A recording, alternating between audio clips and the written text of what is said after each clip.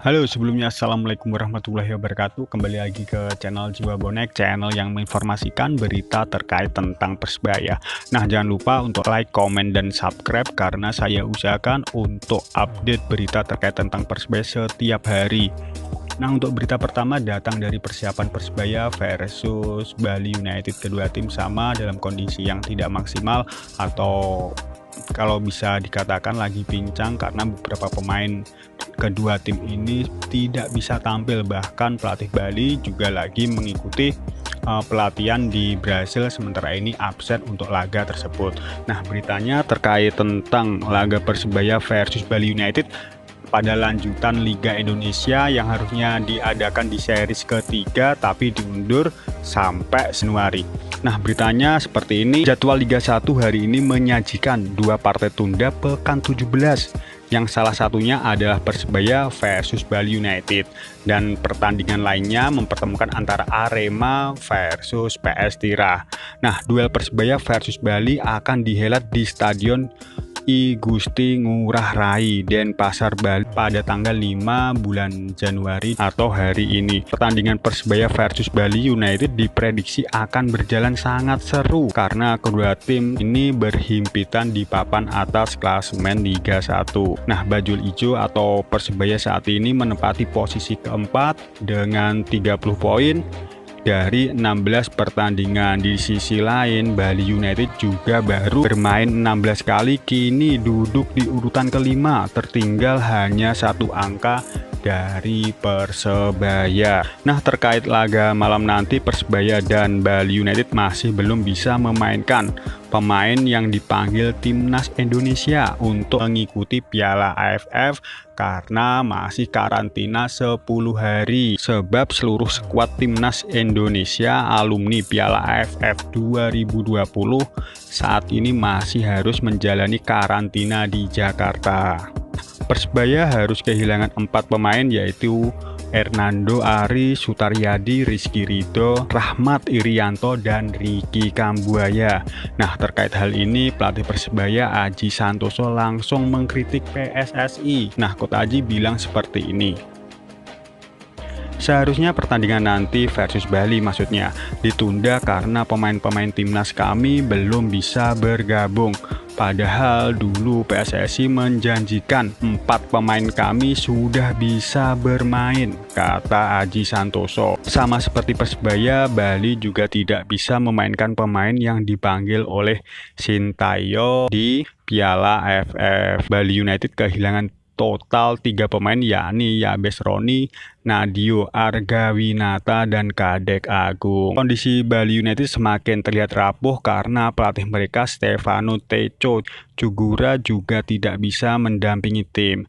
Teco terpaksa absen karena saat ini sedang mengikuti pelatihan untuk mendapatkan lisensi A-Pro di negara asalnya. Posisi Teco pada laga nanti digantikan oleh asistennya Yogi Nugraha. Nah, yang dulu sangka pemain Persebaya ya, Persebaya kehilangan 4 pemain sing main Piala AFF ditambah karo Adi Setiawan. Ini benar-benar merugikan kanggo Persebaya, dan semoga Coach Aji tak doakan bisa menemukan pemain-pemain sing tepat kanggo pertandingan nanti melawan Bali United.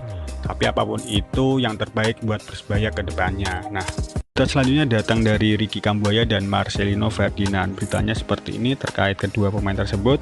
Persebaya Surabaya berpotensi kehilangan 2 pemain sebab ada 2 nama yang santer dikabarkan sedang diincar oleh klub luar negeri, yaitu Ricky Kambuaya dan Marcelino. Nah, pelatih Persebaya Aji Santoso rupanya malah memberi dukungan jika ada pemain yang memang direkrut oleh klub luar negeri, sebab ini menjadi kesempatan buat mereka untuk mengembangkan kemampuan di negara baru. Nah, Coach Aji bilang seperti ini. Ricky dan Marcelino yang saya dengar ada pembicaraan dengan tim luar negeri. Saya akan support kalau main di luar negeri, kata Aji Santoso. Nama Ricky Kambuaya kini menjadi perbincangan setelah tampil apik selama 2021. Setelah menjelma menjadi andalan Persebaya, pemain asal Papua ini mampu menjadi tumpuan timnas Indonesia di Piala AFF 2020. perannya di lini tengah timnas Indonesia selama gelaran Piala AFF 2020 sangatlah vital. Bahkan pemain berusia 25 tahun ini 2 kali mendapatkan penghargaan terbaik di pertandingan pada turnamen Piala AFF.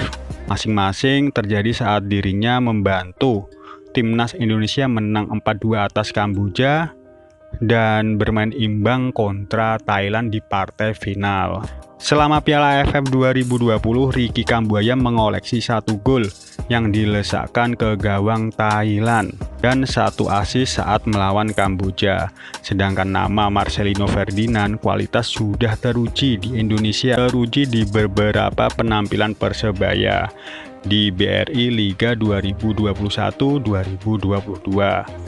Nah, pemain Persebaya ini berusia 17 tahun ini juga masuk jajaran 60 pemain muda terbaik dunia versi media kenamaan The Guardian.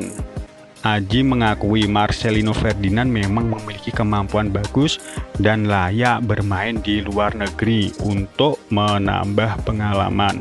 Nah, hal serupa juga terjadi pada Ricky Kambuaya yang tampil gemilang di sepanjang gelaran Piala AFF. Hal itulah yang membuat Ricky dan Marcelino layak menjajal kesempatan berkarir di luar negeri.